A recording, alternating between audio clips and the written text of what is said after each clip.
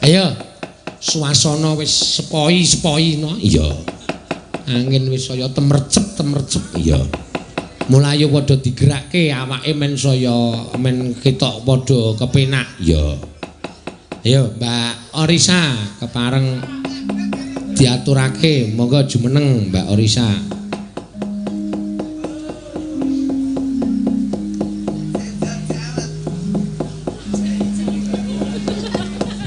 Nah. Yo sa.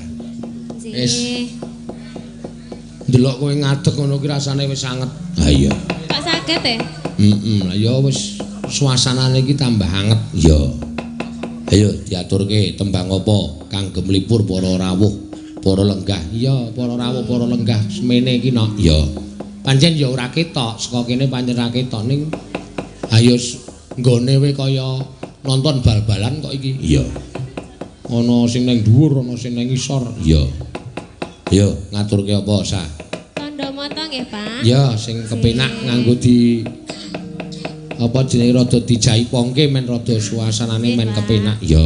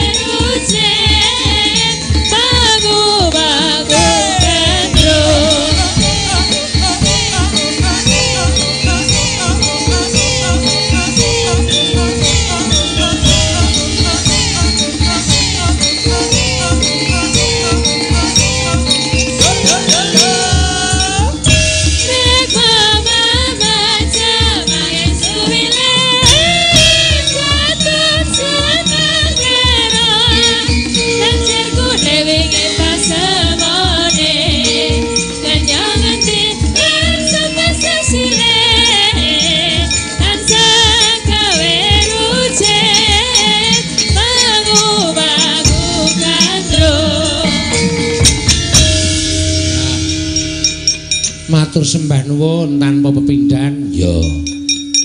Bengi iki sowan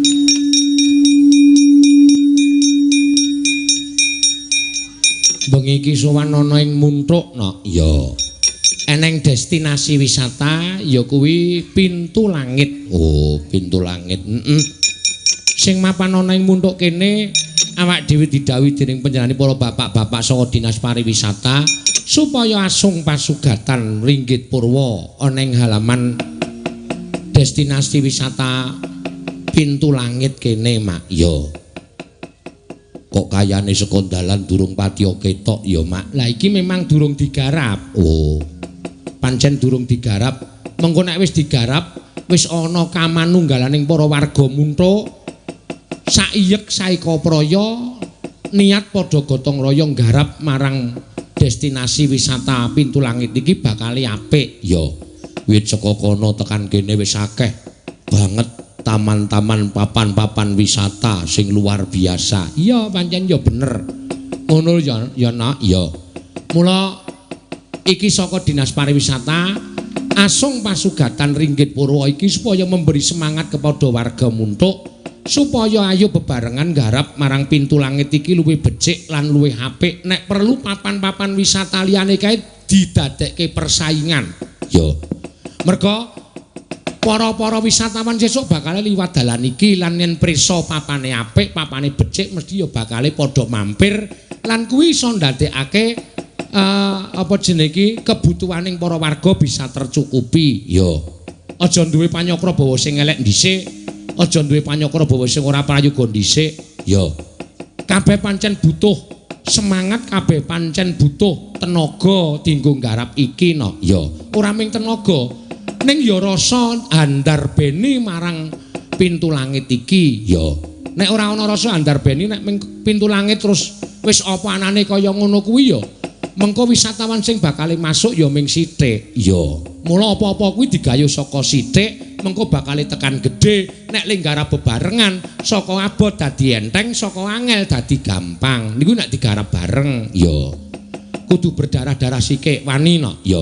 Apa-apa ora bakal iso langsung iso gede ora ya ning mbaka sithik ya pokoke kanthi semangat kanthi apa dilandasi handarbeni minangka dadi jejer putra bumi Muntuk iki bumi utah gedhe awak piyai-piyai Muntuk yen duwe papan sing prayoga lan iso dimanfaatke sebagai sarana wisatawan utawa tempat wisata sing apik sing becik ya digarap sing saapik-apike pancen ya ngono ya Mak iya. Ya ming kadang kala bedaning penemu, bedaning pemanggih kuwi wis lumrah no. Ya. Ning sing wigati ora kok bedaning pemanggih lan bedaning penemu, cancut gumregut padha ndarbeni pintu langit iki supaya luwih apik. Ya, tur dasare wis disokong dibantu karo saka Dinas Pariwisata. Ya, kurang apa meneh no. Ya. Papan sing maune peteng diwenehi lampu kencar-kencar, dinenehi papan dienggo lingguhan, dinewehi payon lan sak piturute dalan sing menuju pintu langit diwenehi watu sing apik digawe undak-undakan kuwi bakal mengko saya indah saya apik saya ngresepake ya pancen ya bener ngono ya Mak iya mesti akeh sing padha paring nganu apa jenenge batin apa ora nggunakake dana apa ora nggunakake prabaya ngger tak andani ya ngger ora kok jeneng aku pamer ora kok jeneng aku kepiye-piye aku mbiyen ki ora ndek wayang oh aku mbiyen ya ora ndek gamelan. Ngono ya, Mak. Iya. Ning mergo aku niat tenan gamelan mboko siji gawe demung tok, gawe saron tok, gawe kempul tok. Nganti iso rata kaya ngene iki. Iya. Terus aku ya ora ndek wayang, gawe mboko siji. Gila iki mburiku ki sing gaweke aku. Iya, mboko nyiji nyatane iso rata kaya ngene dijereng iso apik, iso nggo nyambut gawe. Apapun itu lebih baik dari sedikit nanti akan menjadi banyak, lebih baik dari yang dari yang jelek nanti akan menjadi baik. Daripada mengangen-angen mbok menawa sok ana Mas tiba saka langit, mbok nganti modar nek eneng. Iya. Nek ora digarap ora bakal kelakon. Ngono ya, Mak. Iya. Lah mempersatukan kanca-kanca. Aku ya mempersatukan kanca-kanca. Iya. Kanca-kanca, yo iki opahe dilongi sithik nggo tuku demung. Kanca-kanca opahe dilongi sithik nyeket-nyeket nggo tuku saron. Iki engko nggo nyambut gawe esuk nek wis mutuh gamelane bayarmu tak undhaki. Iya. Nyatane ya dadi kaya ngene iki. Ngono ya, Mak. Mula kabeh iki saka berakit-rakit dulu, bersenang-senang kemudian. Iya, pancen bener. Heeh. Lah nek kono apik, terus kene iki ana pintu langit mongko ora tergarap, lah wisatawan ming bablas. Iya, ora bakal mampir. Nek kene diwenehi eden-eden sing apik, sing becik, sing menandakan bahwa ini ada destinasi wisata pintu langit bakale apik, mesti padha mampir, mesti akeh karcise.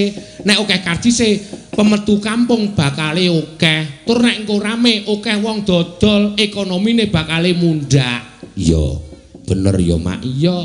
Ora mengawan bengi nek dinahi lampu mesti do rawuh do tekan kene. Ya pancen ya kabeh mau mawa pangorbanan, kudu mawa pangorbanan. Nek tanpa pangorbanan ora bakal apik, wis to percaya karo aku. Lah, pangorbanan kuwi ya metu saka warga Muntuk dhewe sing padha giat, ayo semangat Saiki mulai bangkit, kudu mulai bangkit. Aja nganti nek cara aku lho, nek upama aku dadi piyai, meri aku karo kono-kono kae sing apik. Iya. Iso dadi dandani, iso digawe apik, iso sayuk rukun, iso guyub rukun, iso gotong royong. Kok kene kok isih kaya ngene nuwun sewu iki pamecut lho, no. Iya. Pamecut iki penyemangat. Iya, pancen ya ngono ya, Mak. Iya. Dadi ora kok piye-piye ning penyemangat. Engko bakale kono ya ana, tekan pathuk kono ya bakale ana. Iya. Ya pancen bener. Mula wiwit dina iki monggo dipun manunggalaken tekad lan karekat sami-sami nyengkuyung dhateng destinasi wisata inggih menika Pintu Langit menika supados sae. Wong nyatane kene iki ya apik tenan. Ya. Kene iki ya becik tenan. Ya. Nek ora digarap ya eman-eman tenan. Ngono ya, Mak. Iya. Pancen ya bener ngono. Iki panjenengane bapak-bapak saka pariwisata le maringi tontonan ya mbuh apik mbuh elek tontonane awake dhewe iki sing penting bapak pariwisata kuwi wis paring tontonan iki wajibe dienggo memberi semangat supaya iki sesuk dadi destinasi wisata sing apik. Ngono ya, Mak. Iya. Breksi mbiyen no, ya ngene iki ora tergarap. Ya wayangan. Bareng wayangan sepisanan duel dadi apik banget breksi. Ya. Terus wayangan kedua duel dadi apik banget. Terus iki urung wayangan meneh. Oh. Ngono ya, Mak. Terus ngendi kuwi ngendi kae mangunan biyen aku sowan mrono pisan ya lagi jeblok-jebloke ra karo-karuan. Saiki aku nek liwat bise pirang-pirang no. Iya. Luar biasa. Wis wayangan sampun, wis wayangan dono. Iki sing kedua sesuk tanggal 30 ki ya ditimbali karo pariwisata ning mangunan kono. Oh iya, ning nggon Sendang kae, ning nggon Sendang. Iya. Terus kuwi ngendi kok kisor dhuwur kono kuwi ngendi Hutan Pinus. Iya. Kono kae ya ana. Oh iya. Ngono ya, Mak. Mula wajibe padha disetitekke. Ya. Nek kepengin mundhak, kepengin saya monjo ekonomine ya ayo digarap bareng-bareng. Ngono ya, Mak. Iya. Wong sing mangku asta wisuh lumuh ngentasi perkara tegese wong sing senengane ming ora gelem nyambut gawe arep kepengin kepenake ya tekan sok kapan wae ajeg uripe ora bakal mundhak. Oh, ngono. Wis percaya karo aku. Ning sing gelem obah mesti bakal mamah, sing gelem menggok mesti bakal ngemplok. Percaya aku no. Ya, ngono ya, Mak. Iya. Karo iki ana layang awake dhewe kon ngaturi munggah panjenengane Bapak Purwo Harsono, Ketua Koperasi Natawana. Ya, karo panjenengane Bapak Kabid Destinasi. Oh, nek ora kleru Pak Arya, nek ora kleru no. Ya, ditimbali utawa diaturi tindak ana ing panggung. Oh ya. Supaya iso menehi ular-ular sithik wae saka luwih-luwih saka pariwisata ya, Mak. Lho, wajibe pancen ngono. Heeh. Karo panjenengane Bapak Purwo Harsono, ya saka Ketua Koperasi Natawana lan Bapak Kabid Destinasi supados tindak wonten ing panggung. Monggo ya ca diiringi srepek sanga. Ya, monggo tuduk.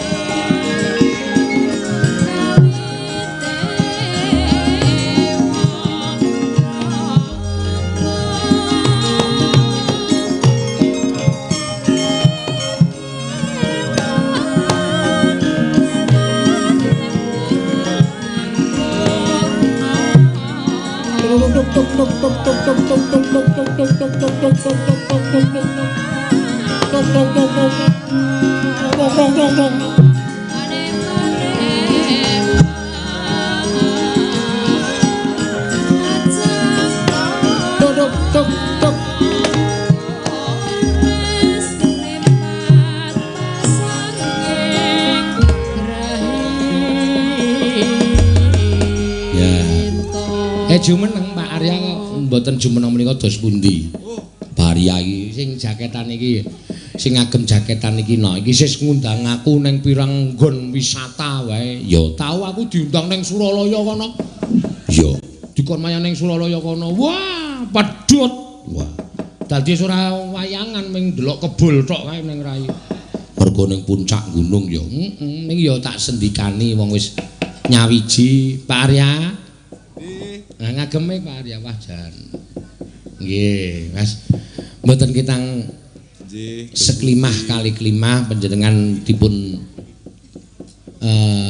menapa dipun aturi supados paring dawuh ya babagan destinasi wisata Pintu Langit menika saenipun kados pundi Pak Arya monggo mumpung menika kadang kathah ingkang sami rawuh ya ngono ya Mak. Dos pundi kalau wau? Waduh. Kaya Bagong iki ora tau krungu.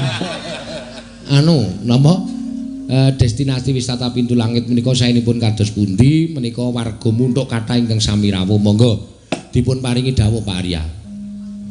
Nggih, pun kula wentah kanthi sae. Nggih. Pun kula wentah kanthi sae, kompak, rukun, semangat, Leres. sampun. Namung menika Nggih. nggih kedahipun wonten raos gumregah. Nah, Raos handarbeni papan menika. Nggih. leres menika. Nggih. Menawi mboten ngaten rak mboten badhe sae kedadosanipun. Nggih. Ya, ning nek duwe rasa gumregah, oh iki ndekku, apike tak upakara, apike tak gawe apik. Ngoten menika mangke sae, Pak. Nggih, ingkang prayogi ingkang paring pangandikan Kang Mas Purwoharsono menika. Oh, nggih, Pak. Nggih. Purwoharsono menika ketua koperasi Natawana. Lho, aneh to nak. Koperasi kok Natawana. Iya, nek ya ana tenan. Monggo Pak Purwo, paring dawuh, Pak. Nggih, Pak Dalang matur nuwun. Nggih, radi sura kemawon. Niki dawuh napa, Pak? Dos pundi? Paring dawuh napa? Menika wau Pak Arya paring dawuh saenipun ing paring pangandikan Pak Purwo kemawon babagan destinasi wisata Pintu Langit menika. Oh, ngaten. Nggih. Nggih kagem kadang-kadang Pintu Langit wonten mundhuk riki kita nyuwun napa kemawon niku mboten sah kathah pangandikan ora sah kokean rame ning ayo do bareng nyambut gawe ngaten. Nggih. Ringkes mawon Pak Dalang. Nggih. Nggih sampun ngaten. Lho.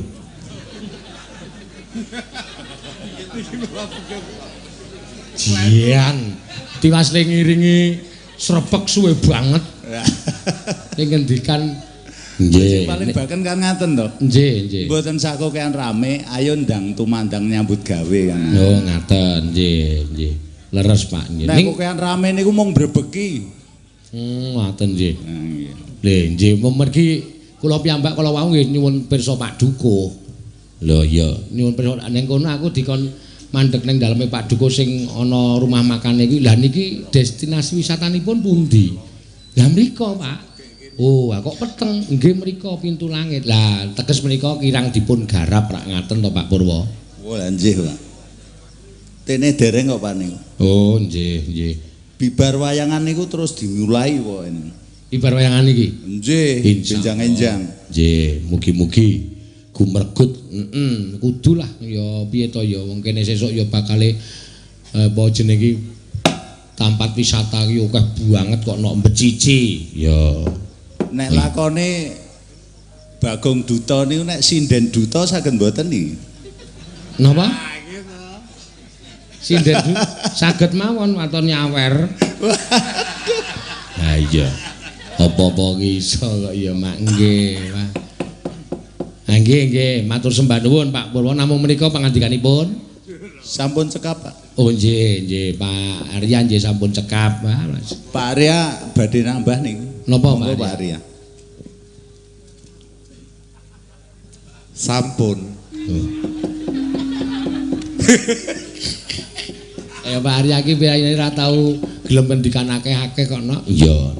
Bola-bali aku tak unggahke panggung ning ngendikan ya mung sithik-sithik ngono. Tidak banyak bicara tapi mari bekerja. Kuwi Pak Arya. Ya ngono kuwi padha karo ndane Pak Purwo mau rasah kokean omong ning ayo nyambut gawe. Nah, menika malah njur rampung. Ya.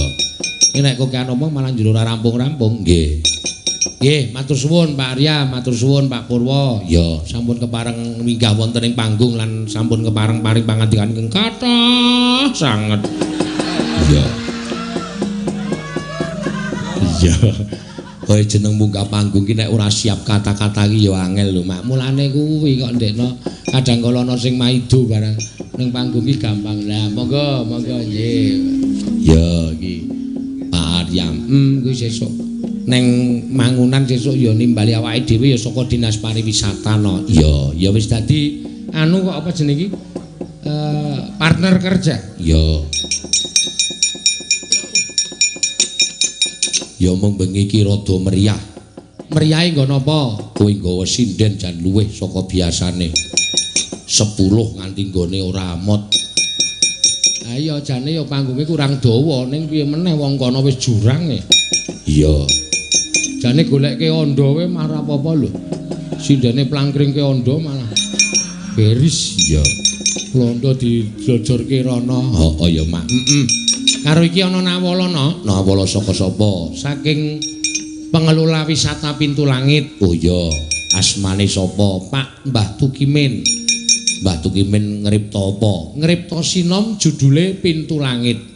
Oh. Pintu langit kang winarno ya pintu anugerah jati ya anugerah saking Allah ya. Mbah Tukimin wis ngendika anugerah saking Allah kena ngapa ora ndang digarap ya. Ya buka pintu ning ati. Monggo penggalipun dipun bika sami-sami. Yen kanthi wening sayekti ngawruhi kuasanipun. Lah engko nek wis nonton Pintu Langit iki bakal ngerti kebesaran Tuhan ya menciptakan alam tonton saka dhuwur kang nyipta langit bawana lintang bulan suryane iki tipku melip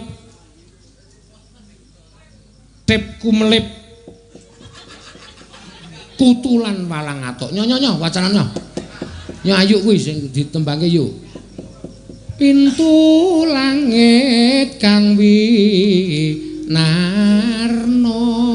ya monggo dikon nembangke karo Mbah Tukimin. Oh iya. Pengelola. Monggo. Ya. 2 kali kuwi. Heeh. Alon-alon wae. Heeh.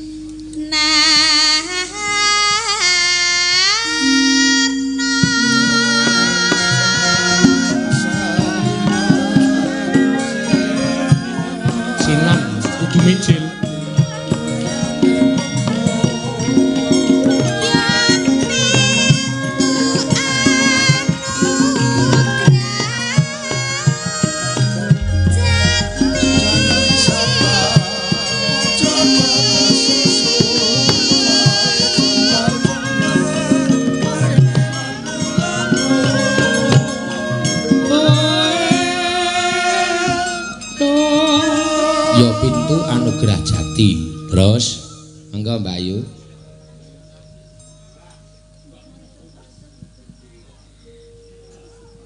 Ayo. Nggih, Pak. Alon-alon niki jumlahe 9 nggih, Pak. Apa? Nek 9 niku dandang gula biasanya. Oh, aku iki Mbah Tukimin kok muni sinom. Ya wis paton diwaca ora apa-apa diteruske engko rek kanu di wis bebas wae diawur wae ora apa-apa wis. Nek songo ki dandang kula, nek sinom ki ora songo. Iya.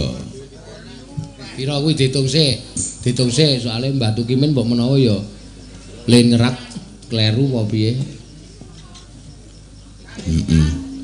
Yo. Ya anugrah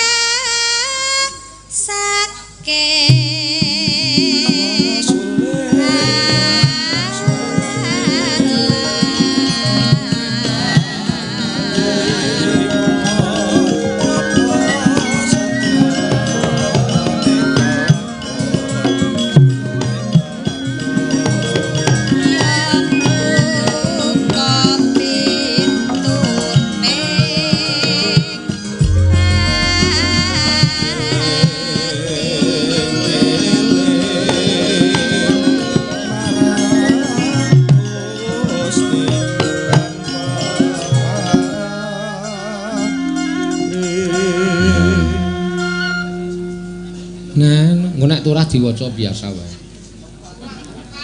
Yen kan diwening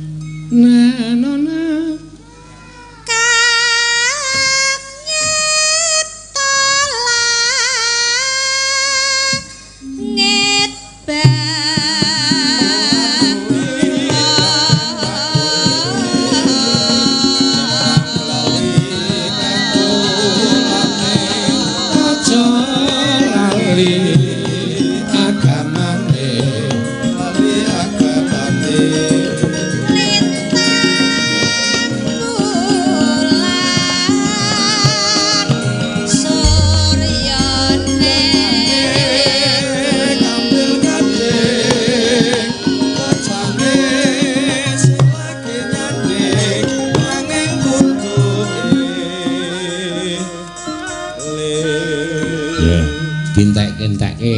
Ya. Menika cekap nggih Pak cakepane. Piye? Cekap. Cekap, bener berarti. Nggih. Tepku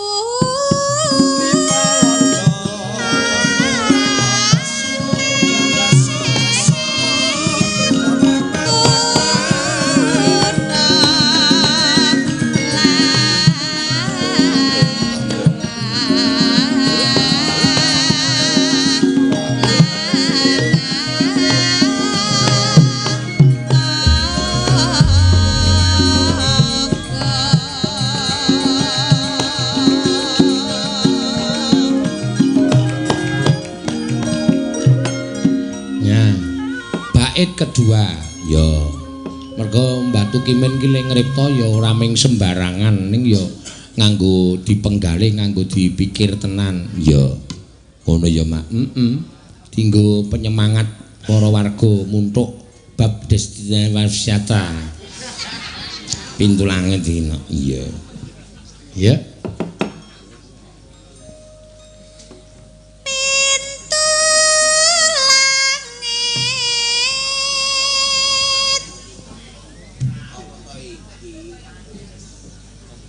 kedap nggih Pak.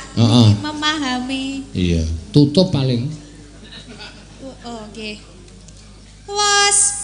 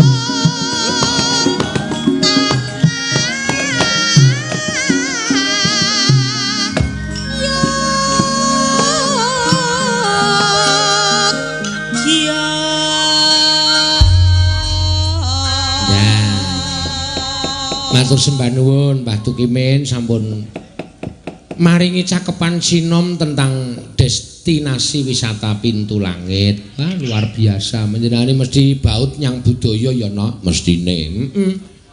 Ki mau sing tak waca nganti tekan anu bait kedua. Ya, Pintu Langit wis pratela katon endah angangeni. Sepot-sepot wis tinata kanthi lambang kraton nagri tandha setya mring Sang Aji kraton Ngayuja Adiluhung. Prawarga hamung samekta cumadung dawuh Sang Aji dhateng Bapak Gubernur Sultan Ngayuja karipta dening Mbah Tukimin. Oh iya. Iso ditokke nek pas wayangan-wayangan. Iya. Mingko nek wayangane ning destinasi wisata Mangunan ya Pintu Langite diganti Mangunan Kang Winarno ya. Ngunali mayang ning Parangkusuma ya Parangkusuma Kang Winarno ya. Pokoke mengkari ganti jenenge wisata ya. Iki matur nuwun Mbah Tukimin. Ya ya pancen ngono ya. Ayo swasana wis sepoi-sepoi no. Iya. Angin wis saya temercep iya. Mulai padha digerakke awake men saya men ketok padha kepenak ya. Ayo Mbak Orisa kepareng diaturake monggo jumeneng Mbak Orisa.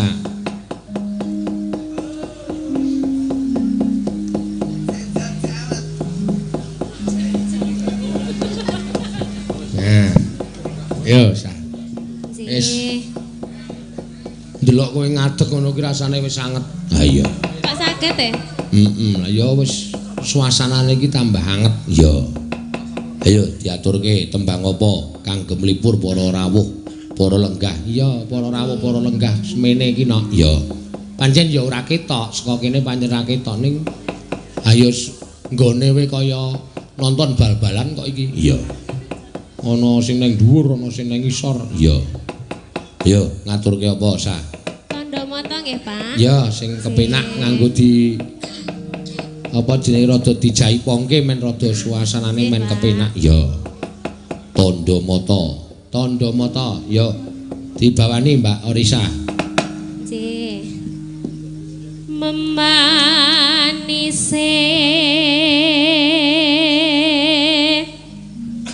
meraati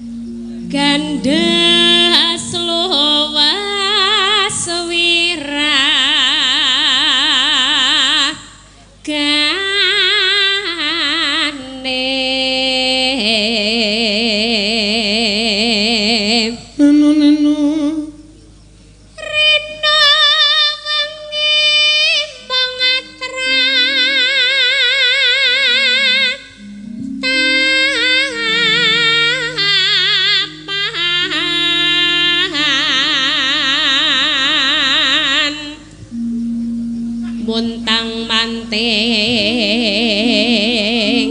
tanjena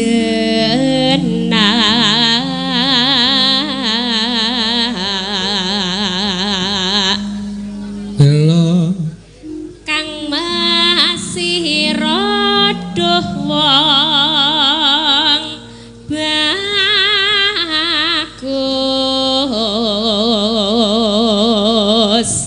neno gampang teman ambeh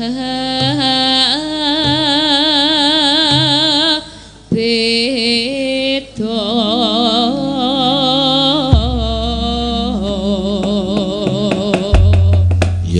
ya tanda mata dados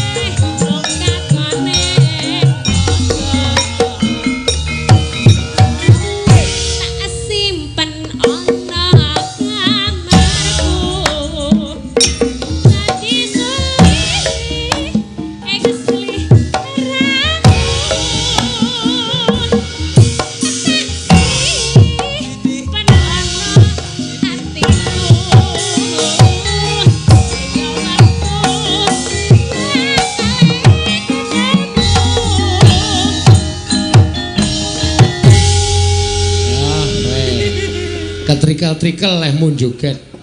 Iya, ora padha karo Nggih, Pak, kendang. aku kula ngeten kendangnya mboten. Ah iya kudu dikompake. Nggih. So nek kowe ngono, kendhange kon ngenekke. Iya, iki manis.